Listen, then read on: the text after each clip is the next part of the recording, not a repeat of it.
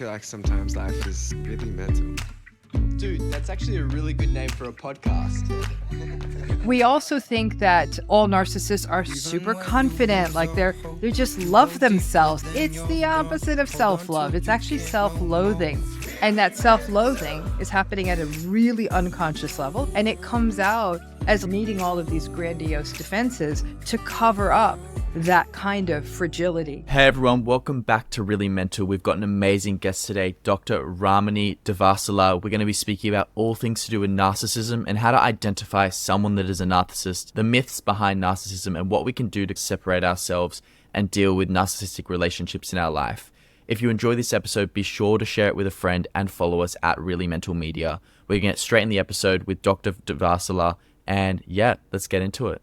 I wanted to ask, for those that are listening that may not know a lot about you, could you please tell us a little bit about yourself and what you do? So my name is Dr. Ramani. I think on online spaces, that's how people know me. My full name's Dr. Ramani Durvasula. I'm a licensed clinical psychologist. I'm now a retired professor of psychology. I was a professor at California State University, Los Angeles. I've been licensed as a clinical psychologist for decades. I got my PhD at UCLA. And I do a lot of work now. For example, I have a big YouTube channel, and I've written now my third book for Narcissism, which I hope to talk about today too. So I find ways of bringing this work to people who may not either have the opportunity to work with a therapist who gets this or may not be able to access therapy. And I also train therapists on how to work with clients going through this. So sort of have a wide reach and my finger in lots of pies. That's really impressive, and congrats on all your research. I'm sure it's Thank taken you a lot of hard work to get to where you Yeah. are. And the good thing is that now you can apply that, and you have been, through your books and through everything you're doing. I have been doing this for such a long time, but when I began in this field, in psychology, the only way to have a public platform was if you showed up on the evening news, right? There was no way to get mental health information. The way so many people have podcasts, YouTube, that didn't exist. There was no way. So most people never got access to therapy, or it was too stigmatized. And for someone like me who thought, how do we bring this into the media? There was no path forward. And then slowly, I started doing mainstream media stuff. But even there, you're having to wrangle with the gatekeepers, and you only really talk about what's sort of on their kind of works on their docket. And it really wasn't until sort of YouTube and social media, and frankly, working with younger people, I didn't understand how this worked. I'd come up as a dyed-in-the-wool academic. I only knew what I knew. It was two younger people who said, we can elevate this on YouTube. And slowly, brick by brick, we built a channel. But it's been, to me, the global shift now is that there's people in a lot of parts of the world who will never see the inside of a therapist's office. But what does that mean then? Then they get nothing? And to me, what I do is what I call psychoeducation. It's teaching people about things. It's not a substitute for therapy, but it's a really good first step. And sometimes it opens the door for therapy for some people. And for other people, they'll say, I know I need more, but at least this is lifting some of it. Definitely. When it comes to narcissism in particular, what would you say are some of the broad misconceptions that people will have when you bring up that word? Oh, thanks for that question, because that's a big one. And it's becoming a bigger problem every day, because I think we're seeing more and more content on narcissism and toxic relationships. More and more people are using this word. It's a great word. It's very descriptive. A lot of people are misusing it. So some of the misconceptions, I'll say with the first one, is that narcissism's a diagnosis. It's not. Narcissism's a personality style. Personality style, no different than agreeableness or extroversion. It's a personality. It's what we call a maladaptive personality style, because it's not good for relationships. It's really not good for other people. Frankly, I don't even think it's good for the person who has that style, but nonetheless, it is a personality style. A personality style doesn't necessarily imply a disorder. Number two is that all narcissists are men, not by a long shot. And in fact, enough people out there have narcissistic mothers for me to know that there's a lot of women who are narcissistic. There are people who are non-binary that are narcissistic. This is not gender linked. And in fact, we don't have much research outside of the gender binary right now. But what we do know is that this is not only men. We also think that all narcissists are super confident, like they just love themselves. And this is really self-love. It's the opposite of self-love. It's actually self-loathing. And that self-loathing is happening at a really unconscious level that's unprocessed. And it comes out as lashing out at other people or needing all of these grandiose defenses to cover up that kind of fragility. So, for those listening, how do they kind of know what narcissism is and what a narcissist it means to be that? Right. So let me put it this way. If I said to you guys like, "Hey, you want some cake?" and you're like, "Sure," and I gave you a bag of flour, you'd be like, "Yeah, no, it doesn't feel like a cake." Well, it's part of a cake, but it ain't a cake. For it to be a cake, we need some eggs, we need some sugar, we need all the stuff, we mix it together. That's what narcissism's like. I think too many people think a bag of flour is narcissism. So how do we make the cake? Narcissism is comprised of, it's a person who has variable or low empathy, is grandiose, is arrogant, attention and validation seeking, selfish, superficial, vain, envious, hostile.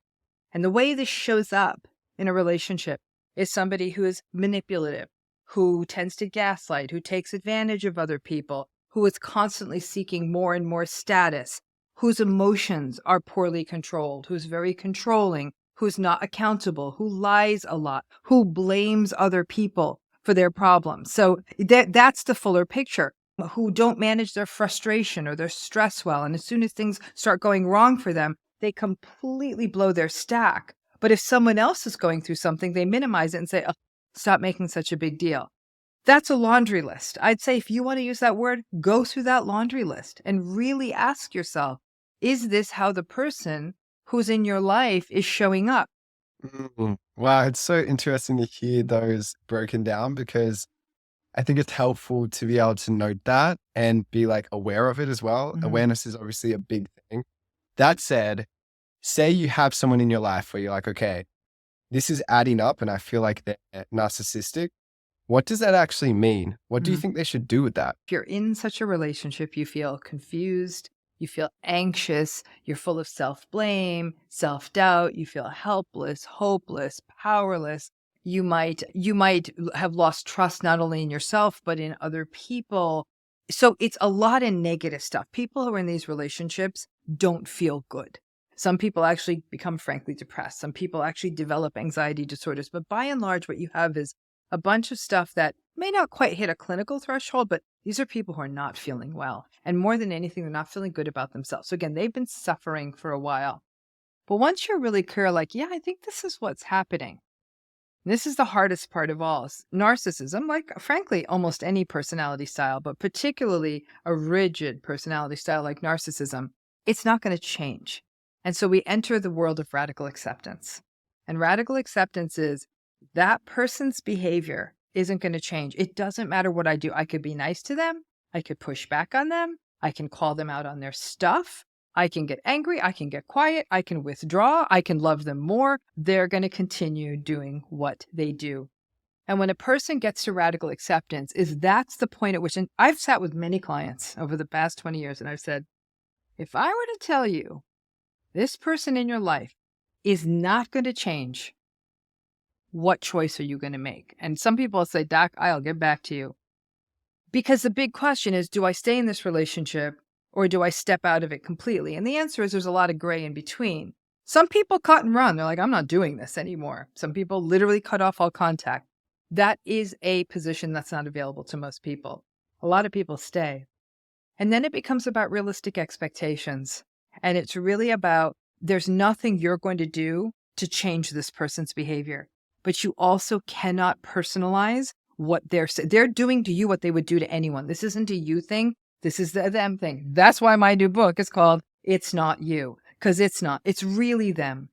And that means that for people who are in those situations, there's a lot of grief that comes after radical acceptance. People will say, "I think I've invested my whole life or my adult life for the last 10 years in thinking maybe something will change. Maybe when they get the promotion, maybe when we buy a house, maybe when we make more money, maybe when this, maybe when that." And it never changes, right? You keep making bets with yourself.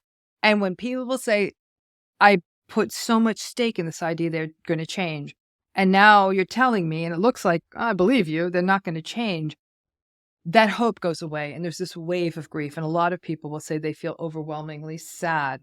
But then they say once they get out of that grief, like any grief, they say, "Oh my gosh, this is a freedom." Because either I'm going to go to remain in a narcissistic relationship means you have to give yourself away. You have to be what that narcissistic person wants. Otherwise, it doesn't work. And some people say, well, tell me, doc, tell me how tell me how to make this relationship work. I'm like, oh, this is easy. So easy to make these relationships work. Do and be everything they want. Read their minds, predict how they're going to be, and be everything they want. And this relationship will work. I understand that means fully sacrificing yourself, but you didn't ask me. If you're not asking me how you can be better, you're asking me how you can make this relationship work. And most people say, yeah, I tried that too. And you're right. On the days I hit my marks, it worked. So the final step is really discovering, exploring, and finally leaning into your true sense of self, your authentic self. Yeah. If you're someone that is dealing with narcissism, how do you first recognize it and come to terms with it within yourself? It's tough. The vast majority of people who have this personality style don't recognize it. I mean, that's part of one of the hallmarks of narcissism is a lack of accurate self-appraisal. Many narcissistic people walk through the world thinking they're great. They're great people. They're saviors. They're healers. They know more than everyone, so they're going to share their wisdom with everyone. They're super empathic. They're the coolest, best people. They truly believe that. It's almost delusional. Now, at the deepest core level, they don't. But that's unprocessed stuff. What they go around the world expressing is that they're the best. And it's obviously at odds with what many other people's experience is. There is a subset, however, and much like we talk about an addiction, right? An addict hits rock bottom. And until they hit rock bottom, they're often not going to step up and do the work of recovery and sobriety. As that rock bottom gets hit, there will be this point of I got to do something. And then you have the narcissistic person who is a unicorn who will realize, I have hurt a lot of people. This isn't cool, what I've done. This is not okay. And they will go into therapy only armed with that humility, and only if they're armed with that humility, to say, I've done wrong. I have harmed people. This is not okay. Narcissism is this is not going to be 6 sessions and out, which we can even see in cases of depression. This can go on for years, and you need a high-quality therapist who really knows their stuff. This is not going to be done by a coach. This has to be someone really at a heavily high-trained, been doing this for years level. And there's often other stuff going on for narcissistic folks. They may be living with depression. They may be living with anxiety. Addiction is what's probably most common. And in fact, the portal for many narcissistic folks is substance use treatment. Either they go into a residential rehab or something. And in fact, if you look at 12-step models, a lot of what 12 steps about is can't be selfish. And so it's a long process. And for a lot of narcissistic folks, they might even do good work for a while, but the first time they really are met with a big roadblock. So for example, narcissistic person might go into therapy saying, okay, I'm going to do the work. I'm going to put my head down. I'm going to go to therapy twice a week. They do the work. A year later, they come out and they say to their ex-partner, okay, I did the work, come back. And the ex-partner's like, no. This bridge doesn't get rebuilt. There was too much hurt, but I'm glad you're doing better. And they'll lose their mind. So they'll think well, I've done my stuff, so everyone else needs to fall into line. The unicorn is the person who says, okay, it's almost like making amends, right? Not everyone's going to come back around, but I need to be better. And so the real win is chronic mindfulness, that in every social interaction, the person with the narcissistic style has to take a deep breath, be fully present with the emotions of the other, not be contemptuous or dismissive, not gaslight them, understand that sometimes people have different experiences and perceptions in them, and be okay with that. That means every single encounter for the narcissistic person, they have to go against their nature. Why are we thinking that a narcissistic person could change? I can't change my damn personality. I'm the most motivated person I know. How did someone listening figure out who they are and those core things? It's a matter of asking yourself, sitting with yourself and asking yourself some questions and answering them honestly within yourself. Listen, the reason narcissism is so hard to evaluate is how many people are going to show up and say, yeah, no, I don't have empathy for people. And yeah, I am more important than everybody else. And yeah, I'm better than everyone else. That's not how somebody's going to show up on a test, right? They're going to say, well, that's not okay to say. So I'm like, no, I think other people are important too, but they don't really mean it because somebody else is seeing these results. But if you really sit with yourself and ask yourself, how do I feel when somebody else shows up with emotions, like overwhelming emotions. They're very sad or they're very angry. How do I manage those situations? What matters to me more? Do relationships matter? Does achievement matter to me more? What matters more in terms of like, do I like being with small groups of people? Do I like being with large groups of people? What energizes me? I think a big question we can ask people, and if you look at the Myers-Briggs kind of format, a lot of that is on what gives you energy, right? And some people will say work gives me energy. Some people will say other people give me energy. I would tell you solitude gives me energy, right? You want me to be energized? Leave me alone for 6 hours. I'll come out of that room fire. So it's really to think about what energizes me. Where do I like to put my time? How do I feel when people bring emotions to me? How do I view relationships? And sit with those answers inside of yourself. Would you say that like through a narcissistic relationship, you can also find your sense of self? What do you think are some of the outcomes of being in a relationship with a narcissist? I actually don't think a person will initially find themselves in a narcissistic relationship. I think it's definitely a place to get lost because you're doing so much to please another person until you know what you're dealing with.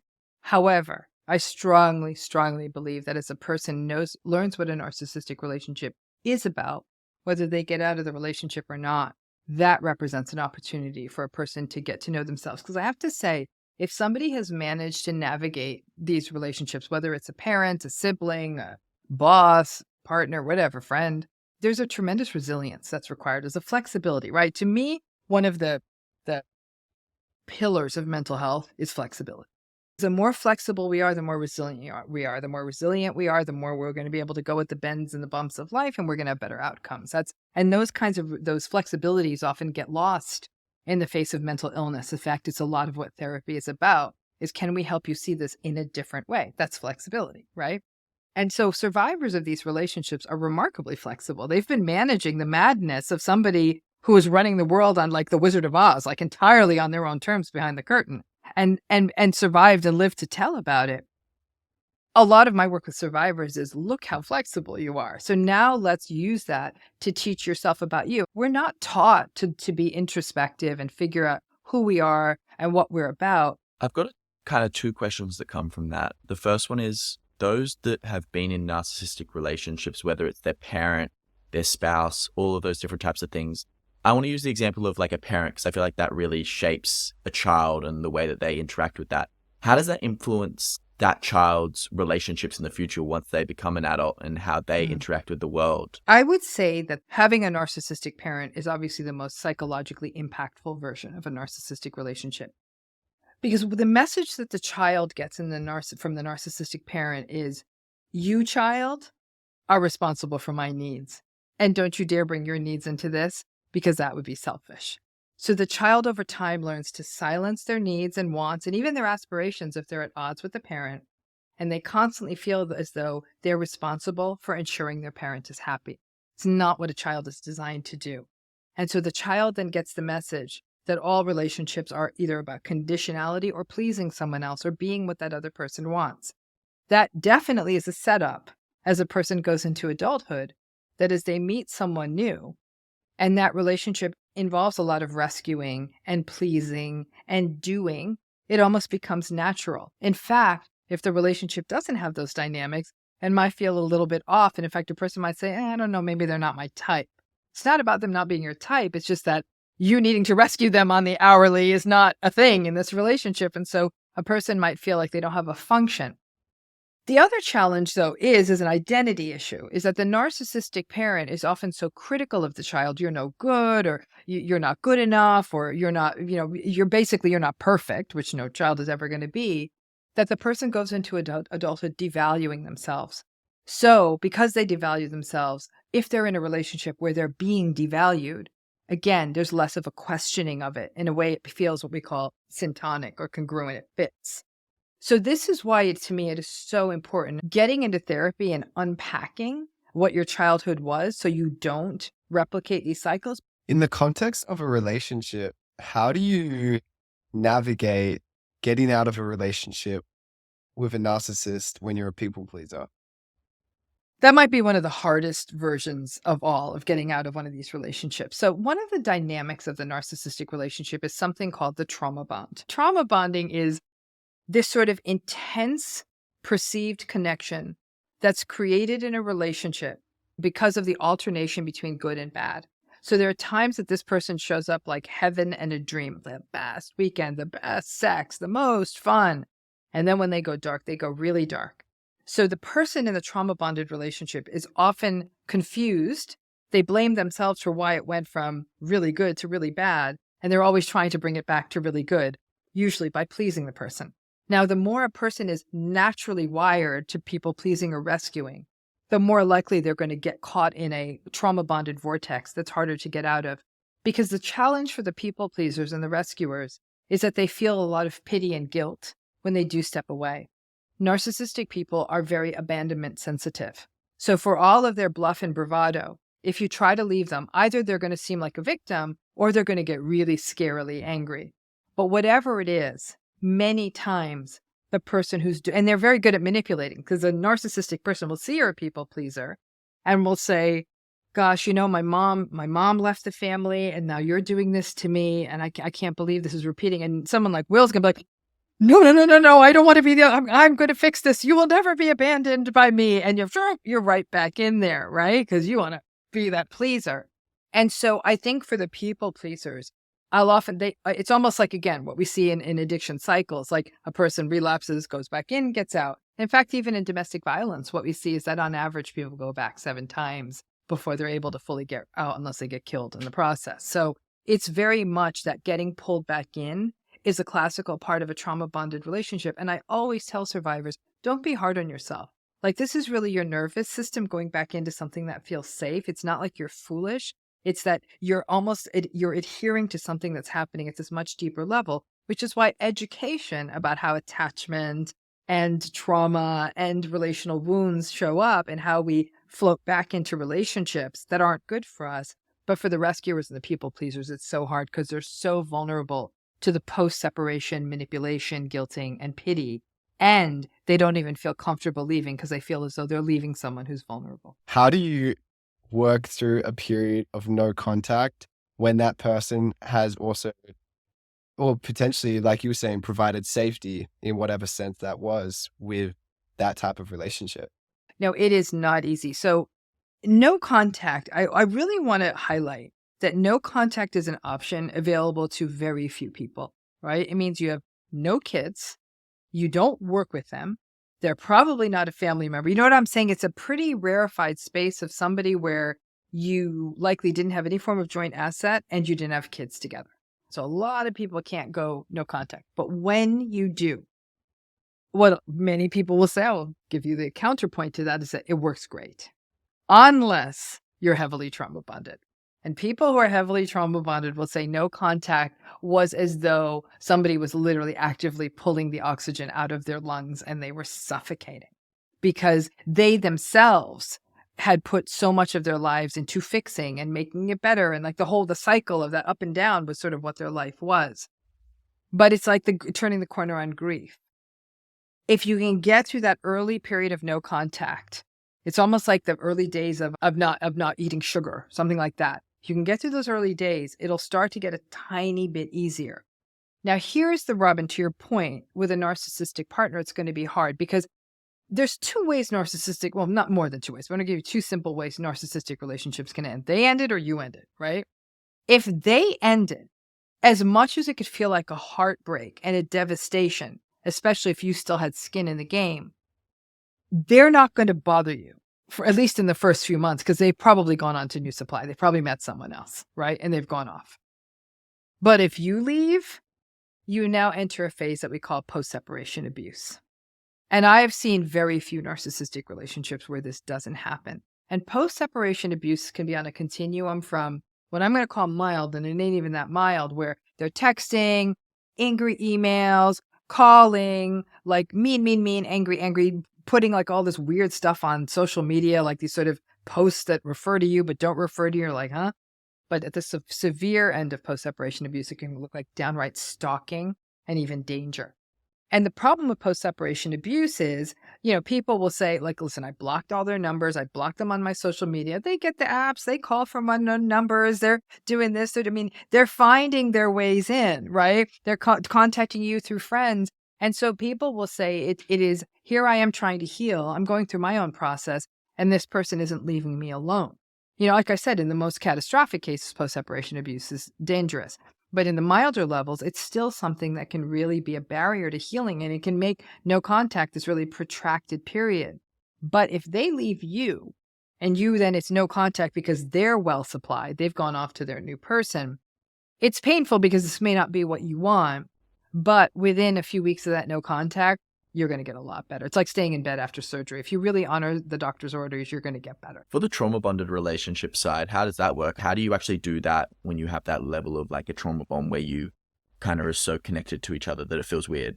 And this is why I'm saying no contact is not always a viable strategy, right? Because in some ways, in some cases, it's really like trying to kill a mosquito with a sledgehammer. It might be a little more heavy-handed, and it becomes so extreme. If people go no contact and they're very trauma bonded, to me, the concern is that there's a higher probability that they're going to pop right back into the relationship. Does that make sense? Versus more of a gradual stepping down. If a person is in a trauma bonded relationship, doesn't matter which side of the narcissism coin or anything they're on, it's really important to get into therapy about it, because it usually has very ancient kind of tent poles, in the sense of this is often a leftover pattern from childhood relationships where it was always like pedal faster, pedal slower. Is nice mom coming home today? Is mean mom coming home today?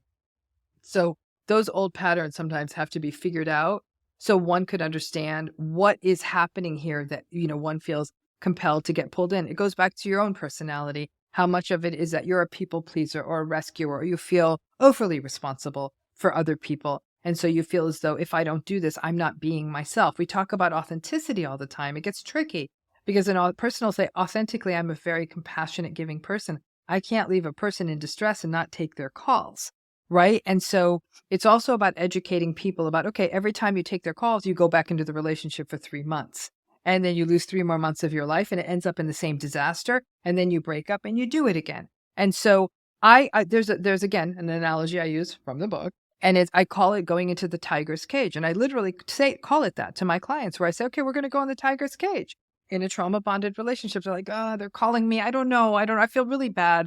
I know if I could help them through this hump, I don't know, maybe just, it'll be fine. It'll be fine. I got this, doc. It's not my place to tell them no. But I say, okay, this is like going in the tiger's cage.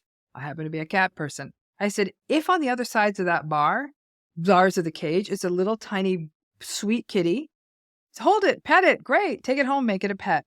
If on the other side of that bars is the tiger we suspect, it's going to tear off your arm. You're going to have to go in that cage and see what happens. And invariably, their arm gets torn off. They're like, yeah, I'm back in it again. And I'm like, okay. And then let's ride this through. The question is, how many times does one need to get an arm torn off? And sometimes it's, like I said, 7 times on average. And people keep going back. And then there is a point that even the survivor hits a rock bottom and says, I can't do this anymore. I can't. I am getting broken by this. Sometimes there's no easy way of doing it, because these are such, again, there's such anciently held scripts. But if you have a roadmap, and I'm telling you, the roadmap is chaotic relationships are always chaotic and they're always volatile. It doesn't mean that if a person is in a volatile relationship, they're always going to be in volatile relationships, but those two people together in that volatile relationship, that relationship will always be volatile. Those two people going off into 2 new relationships, those 2 new relationships may not be volatile, but this one always will be. That's just sort of, you set the tone. And this idea that, no, we're going to turn this into something not volatile. No, you're not. That's just not how it goes. There's a tone that's been set. There's a series of expectations that have been set. And so both of the people in that volatile relationship have to go and do the work. And then with that work, we'll have to find new places, new relationships, wherever that looks like.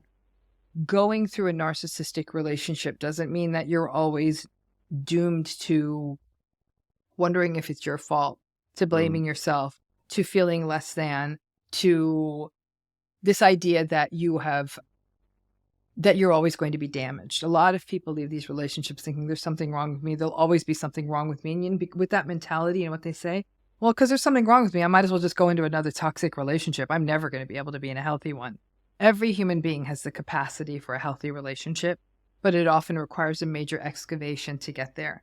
Now, while a book may not always be the path to the excavation, I'm sure as hell going to be able to tell you where to dig in this book. And so it's really, a lot of my past books have been a little bit darker because they were about narcissism only. This book is very much about hope.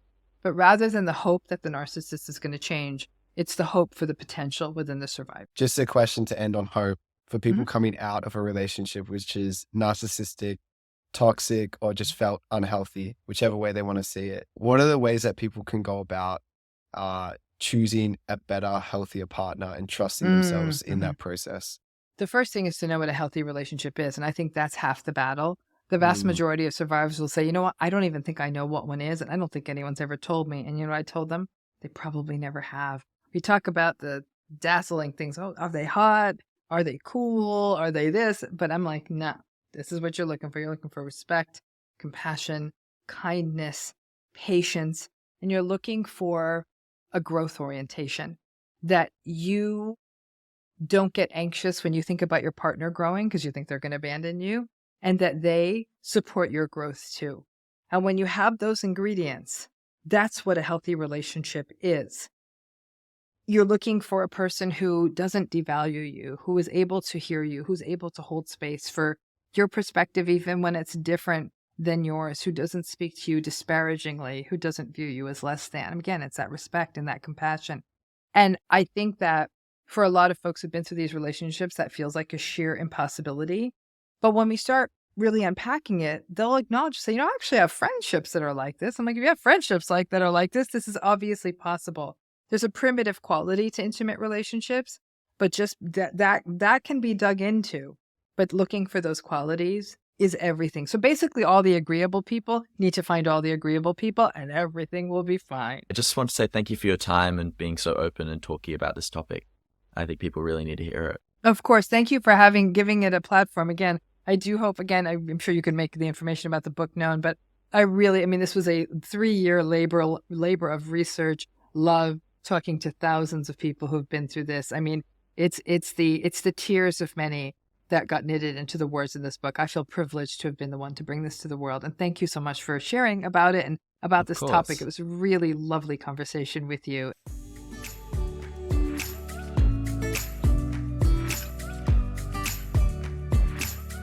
Thank you so much for tuning into that episode with Dr. Ramani. It was so awesome. And I think for me, like a highlight was being able to actually understand what narcissism looks like in a relationship and in your life.